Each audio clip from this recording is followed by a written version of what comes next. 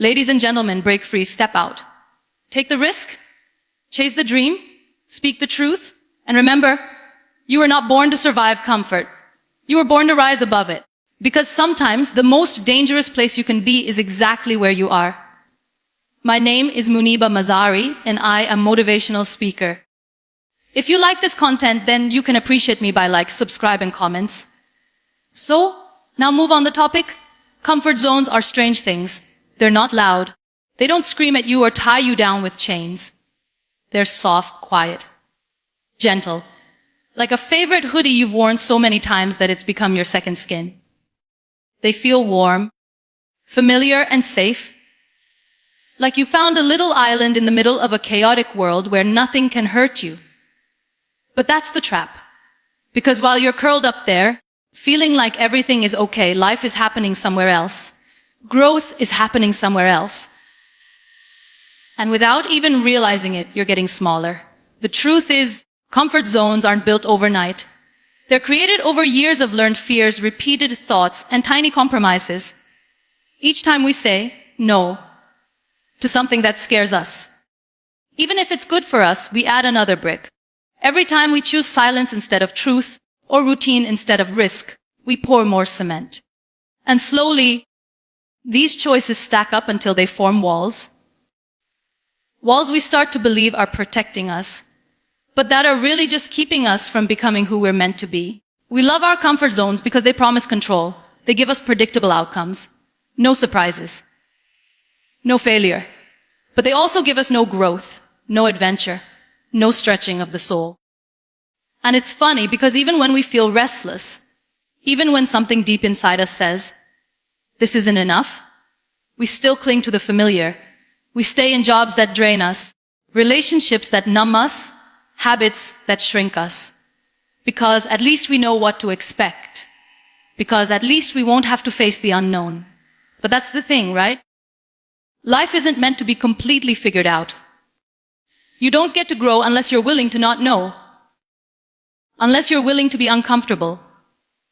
Because discomfort isn't a punishment. It's a teacher. It's the invitation. It's the place where transformation begins. And yet, we keep trying to build lives that avoid discomfort at all costs. We crave comfort so much that we'll choose it even when it's hurting us. Even when it's killing the parts of us that are meant to be alive. I think deep down, we all know when we're stuck. We know when we're meant for more, but we just keep telling ourselves that no isn't the time. That maybe next year, we'll finally go after that dream. That someday, we'll speak our truth. But someday never really comes, does it?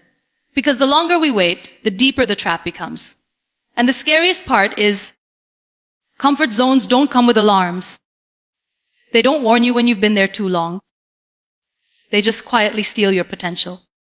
Overcoming this isn't about waking up one day and bulldozing your entire life. It's about awareness. It's about noticing where you've gone numb. It's about asking hard questions. Am I growing here or just surviving? Am I being honest with myself or just safe? It's about realizing that peace and comfort are not the same thing. Peace comes from alignment. Comfort often comes from avoidance. One of the most beautiful things about being human is that we're wired for growth. We are meant to evolve, not just physically, but emotionally, spiritually, creatively. When we deny ourselves that evolution because we're scared of the unknown, we deny ourselves the richness of being alive. But when we step out, even in small ways, we feel it, the stretch, the spark, the aliveness. Not because it's easy, but because it's real. And I get it, it's terrifying. It's terrifying to risk failure, to speak the truth, to leap before the net appears.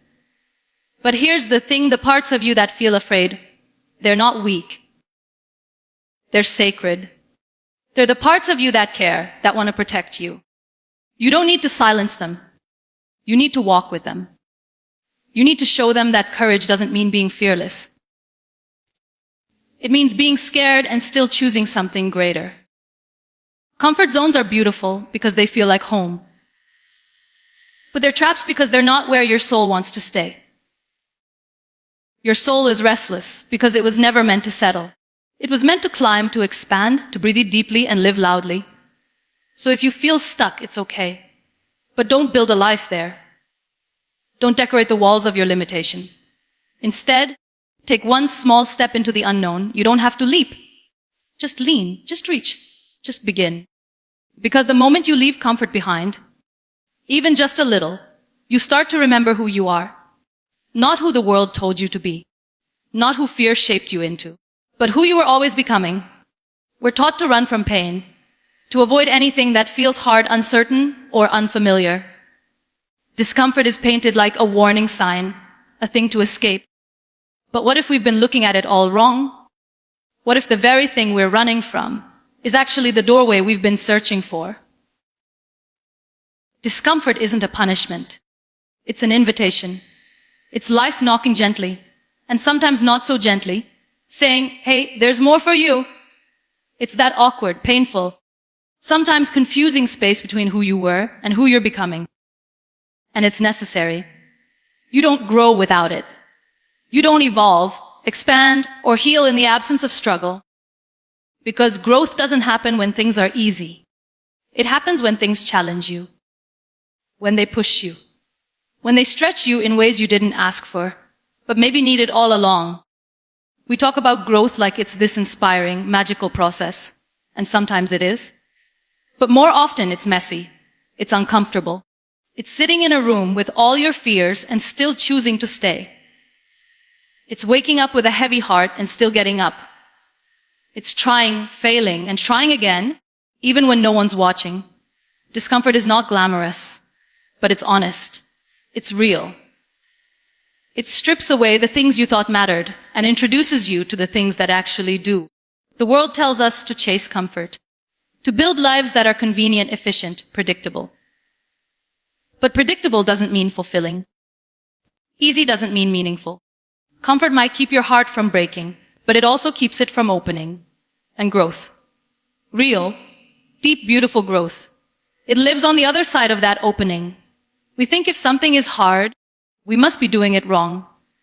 But sometimes the hard path is the right one. Not because life is trying to test us, but because we're being called into a higher version of ourselves. Think about it. Every person you admire, every story that moved you, every transformation that inspired you, it was born in discomfort. No one grows by staying still. No one becomes whole by staying the same. And here's the thing, discomfort isn't just about big, dramatic moments. It's also in the small, quiet choices. Choosing honesty over silence, vulnerability over perfection, listening instead of reacting, letting go when everything inside you wants to hold on. These are the places where growth lives. Not in the spotlight, but in the shadows, in the stillness, in the uncomfortable truth. But discomfort doesn't mean suffering. It doesn't mean we have to break ourselves to grow. It just means we have to feel, to be present, to stop numbing ourselves with distraction, approval, and fear. Because the moment we allow discomfort to exist without judgment, we begin to heal. We begin to change.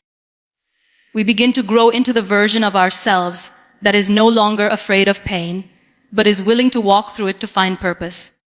And when you do that, when you stop running and start listening, you'll notice something. Discomfort has wisdom. It teaches you who you are. It shows you what matters. It burns away the superficial and leaves behind the truth. It says, this is where your edges are. This is where you can stretch. And stretching isn't always fun. But it's where the magic happens. We spend so much energy avoiding discomfort that we don't realize how much life we're missing. We stay quiet instead of speaking up. We stay small instead of taking risks. We choose safety instead of growth. And in doing so, we choose to survive rather than live. But living, really living, requires courage. The kind of courage that doesn't always roar but shows up anyway. The kind that says, I'll try, even when you're terrified. The beauty of discomfort is that it doesn't last forever. But what it leaves behind can stay with you for a lifetime. Resilience, clarity, compassion, strength. You'll look back at the moments that broke you and realize they were also the moments that built you. That gave you a depth you wouldn't trade for anything. So if you're in a season of discomfort right now, please don't rush to fix it. Don't cover it up or push it down. Sit with it. Listen to what it's trying to show you. Because somewhere inside that ache, that frustration, that uncertainty, there's something sacred. There's a lesson, a gift. A turning point. You don't have to be fearless to grow. You just have to be willing. Willing to feel. Willing to stretch. Willing to trust that discomfort isn't here to destroy you. It's here to wake you up. To shake your soul and whisper, you're becoming. And isn't that what life is really about? There's the story we tell ourselves. It sounds like, I'll start when I'm ready. Or, someday, when the timing is better. Or, I just need to figure things out first. We wait for clarity. We wait for confidence. We wait for the fear to go away. But the truth is, there's no perfect time. There never has been, and there never will be. Waiting for the right time is just a more comfortable way to say I'm scared. And that's okay. Of course you're scared. We all are. Because stepping into something new, something meaningful, something honest, it's terrifying. You might fail. You might lose people. You might find out you're not as strong as you hoped. But you also might discover who you really are. And isn't that worth the risk? We grow up thinking life will eventually feel settled. That there's some future version of us, more polished, more healed, more figured out, who will finally have the courage to act. But that version never shows up. Because the only way to become that person is to start now. With the mess, with the questions, with the ache in your chest and the lump in your throat and the voice that says, I'm not ready. Because that's the truth. We're never really ready for the things that matter. We become ready by doing them anyway. Time isn't something you catch up to. It's something you participate in. Right now. This moment. This breath. That's all you actually have. And the more you wait for the right moment, the more you let life slip quietly through your fingers. We tell ourselves we're being responsible, cautious, practical. But more often, we're just scared to be vulnerable. Scared to be seen trying. Because trying means we care. Trying means we're invested. And when you care that much, failing hurts. But what if it's okay to fail? What if starting, even imperfectly, is the win? What if the courage to show up before you're ready is the very thing that changes your life? Sometimes, the right time is just another version of self-protection, a shield against rejection, a delay in facing the things we don't want to feel. But the longer we wait, the heavier that shield becomes. It turns into regret, into frustration, into this quiet, knowing sense that we're betraying ourselves. And I don't think we're meant to live like that. I don't think we're meant to spend our lives on the edge of the thing we love, too afraid to leap. I think we're meant to fall in love with our lives, in the middle of the mess. I think we're meant to start writing the book before we know the ending, to speak the truth before we've practiced the speech 100 times, to love before we've mastered how to protect ourselves from heartbreak. Because life doesn't wait. It's not going to pause and let you catch up. It moves. And if you don't move with it, you end up stuck in a version of yourself that doesn't fit anymore. A version that was shaped by fear instead of possibility. We don't need more time. We need more honesty. More honesty about what we really want. About what we're afraid of. About what it's costing us to stay stuck. Because once you get honest, really honest, about how much it hurts to keep waiting, you start to see that the only thing between you and the life you want is your willingness to begin. You don't have to do it all today.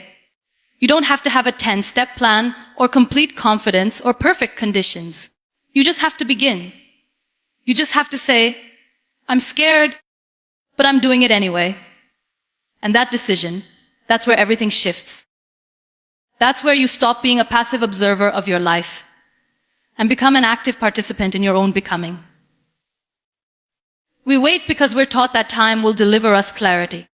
But it's not time that brings clarity. It's movement. Action. Showing up, falling down, getting back up. It's living even if it's messy. Especially if it's messy. That's where we find the answers we've been waiting for. So stop waiting. For the perfect body, for the perfect moment, for the perfect plan. Stop waiting for permission or certainty or signs that scream la yes. Sometimes the only sign you get is the one already inside you. The quiet whisper saying, you're meant for more. And you are. You always have been. Fear gets a bad reputation. We talk about it like it's something broken inside us, something to be fixed or erased. But fear isn't the enemy. Fear is natural. Fear is human. Fear is your body's way of saying, hey, this matters. Fear only shows up when something is close to your heart, when something has meaning, when the outcome could shape you in some way. That means fear is not a flaw. It's a sign you're alive. But somewhere along the way, we learn to treat fear like a stop sign. We see it and we freeze. We tell ourselves, I'm not ready yet. Or maybe later. Or, what if I fail? And so we wait. We hesitate. We shrink. We sit with the thing we're afraid of like it's a wall we can't climb. But the real danger isn't the fear itself. It's the way we respond to it. It's the inaction. The pause that never ends. The silence that grows louder with time. Inaction is where dreams go to die. Not because you weren't capable. Not because you weren't worthy. But because fear told you a story and you believed it. It told you that discomfort was danger. It told you that rejection would destroy you. It told you that mistakes were fatal. And so you chose safety. You chose comfort. You chose stillness. But deep down, a part of you always wondered, what if I had tried? The thing about fear is that it doesn't go away just because you ignore it. It waits. It lingers. It shows up in your body, in the tension in your chest, in the heaviness behind your eyes, in the quiet restlessness you feel at night. It becomes background noise, always humming, always reminding you of what you haven't done. And the longer you wait, the more power it has. Not because the fear has grown stronger, but because your inaction has made it louder. But here's the beautiful part, fear can be your compass. It can show you where you're meant to go. If something scares you and excites you, that's usually a sign you're headed in the right direction. Not because it's safe, not because it's easy, but because it asks something of you. Because it asks you to rise. And rising is what you're here for. We think courage means not being afraid, but that's not true. Courage is feeling the fear, holding it gently, and moving forward anyway. It's saying, yes, I'm scared, but this matters more. That's what separates the people who live fully from the people who only imagine what that might feel like. And let's be real. Fear is loud. It's clever. It knows all the right words to say to keep you small. It'll disguise itself as logic, as caution, as maturity. But most of the time, it's just avoidance. A way to protect your heart from the unknown. And yet, ironically, the unknown is where everything beautiful lives, growth, joy, connection, purpose. You won't find those things in the waiting room of life. What we forget is that every great thing you admire in others began with fear. No one builds a meaningful life without being afraid. The difference is that some people let fear sit in the back seat while they drive, and others hand it the keys. So maybe it's not about getting rid of fear. Maybe it's about becoming the kind of person who can live with it. Who can hear the voice of fear and say, I see you. I feel you. But I won't let you decide for me. Because fear will always try to write your story. But you get to decide if it holds the pen. The truth is, you will be afraid. You will doubt yourself. You will want to quit. But those moments don't define you. What defines you is what you choose next. What defines you is how you keep going, even with shaky hands and a trembling voice. What defines you is the choice to act, even when your heart is racing and your thoughts are spiraling. And action doesn't have to be huge. It can be small. It can be quiet. It can be one tiny step in the direction of the life you want. Because every step you take, no matter how small, whispers to fear, you don't control me. And every time you act in spite of fear, you reclaim your power. You don't have to wait until you feel fearless to begin. You begin, and little by little, you learn that you can survive fear, that you can breathe through it, that you can live alongside it and still move forward. And one day, you'll look back and realize that fear was never the enemy. It was the invitation, the door. The signal that something beautiful was waiting on the other side. But only if you choose to move. Somewhere along the way, we learn how to shrink. Not intentionally, not all at once, but piece by piece. We start by lowering our expectations just a little. We call it being realistic. Then we stop asking for what we really want, because it feels like too much. We settle for less. Not because we don't dream, but because we're scared to look greedy for wanting more. And eventually we begin to convince ourselves that this half version of life is all we deserve. But let's be honest, it's not what we wanted. Not even close. There's a quiet kind of sadness in settling. It's not loud, not dramatic, it's subtle. It looks like boredom that turns into numbness. It sounds like laughter that doesn't quite reach your chest anymore. It feels like living a life that fits. Sort of. But not in the way that matters. Not in the soul. Settling doesn't mean you're weak. It doesn't mean you're lazy. It just means you forgot how much you're worth. Or maybe no one ever told you. Maybe no one ever looked you in the eye and said, hey, you don't have to stay here. You're allowed to want more. You're allowed to want better. You see, you weren't made to just exist. You weren't made to just get through the day. You weren't made to live someone else's idea of a good life. You were made to feel deeply, to grow wildly, to love boldly, to fall and rise and try again. Not to go on autopilot until the years blur together. It's tempting to settle when the world keeps telling you that being grateful means you stop reaching. But gratitude isn't the opposite of desire. You can be deeply thankful for what you have and still want more for yourself. More peace. More joy.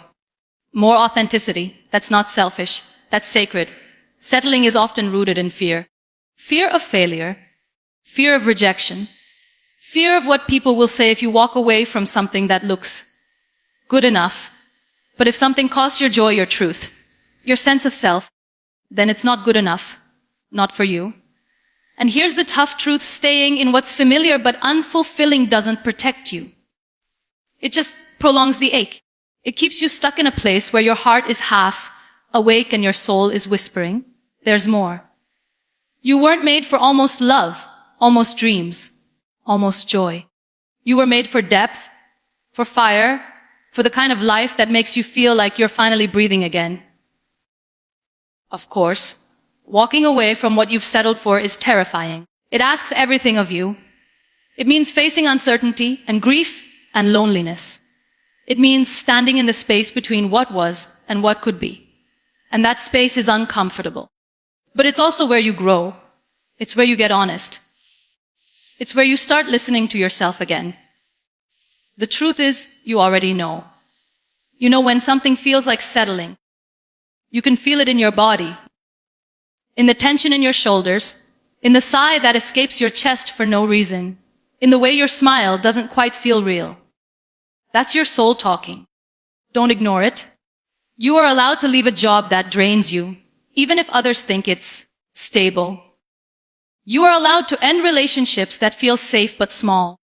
You are allowed to change your mind, change your path, and change your life. Not because you're ungrateful, but because you are finally ready to choose yourself.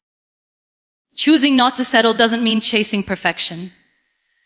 It doesn't mean every day will be magical and every step will feel right. It means refusing to dim your light just to make other people comfortable. It means refusing to keep making yourself smaller in order to fit inside boxes you've outgrown. You're allowed to want more. Not in a greedy way. In a deeply human way. In a way that honors who you are and who you're becoming. In a way that says, I know it's scary. I know it's hard. But I believe I'm worth it. The beautiful thing is that when you stop settling, you make space. For love that feels whole, for work that fulfills you, for a life that reflects your truth instead of just your fears. And when you step into that space, even if it's just one small step at a time, you begin to remember who you are. And you begin to feel alive again. Not everyone will understand. That's okay. This isn't about them. It's about you. It's about your peace, your potential, your one and only life. And it's time to stop making yourself feel guilty for wanting to live it fully.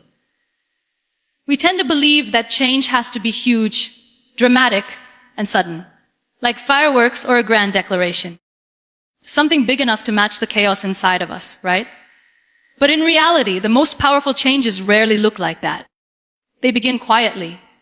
They begin with a single decision, a whisper in the middle of the noise, a small step that doesn't even feel like much, until later, when you look back and realize it changed everything. The truth is, transformation doesn't come all at once. It doesn't arrive in some shining moment where everything makes sense. It begins in discomfort, in restlessness, in those moments when you're lying awake at night and something inside you just knows, this can't be it. And sometimes that realization doesn't feel empowering at all. Sometimes it feels terrifying. Because acknowledging that something needs to change means you can no longer stay where you are. But here's the beautiful and painful thing about being human. We are built to evolve. We are wired for growth. And yet we fight it. We resist it because we're scared.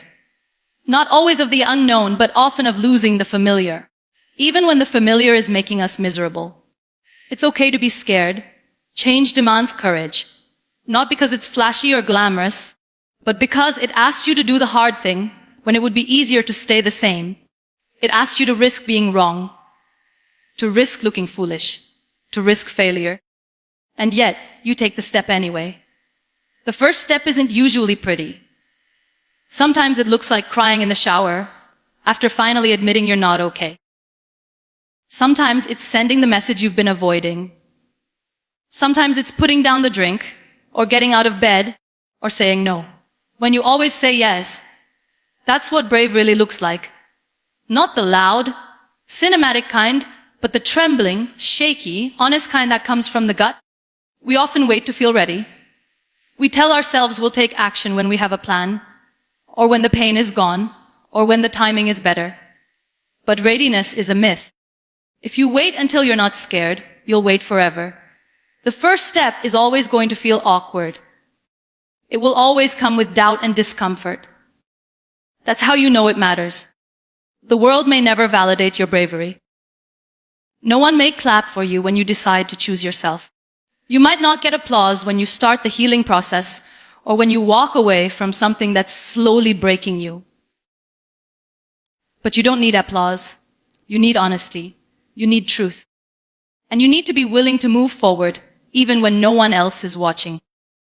Because once you take that first brave step, something inside you changes. You begin to trust yourself again. You start proving to your own soul that you are not a prisoner of your past.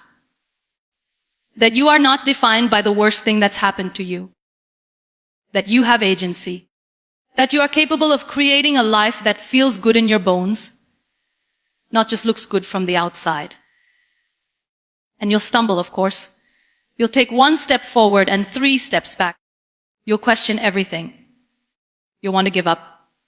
That's okay. Falling is part of it. But every time you choose to keep going, even just an inch at a time, you are changing. You are healing. You are becoming. The path won't be straight. The fear won't magically vanish. But momentum builds with movement.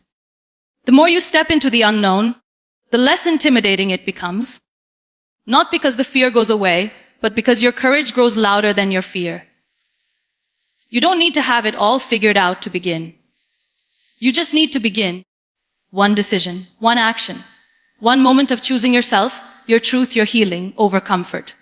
That's where all great change begins. Not with perfection, not with certainty, but with bravery, raw, imperfect, unglamorous bravery.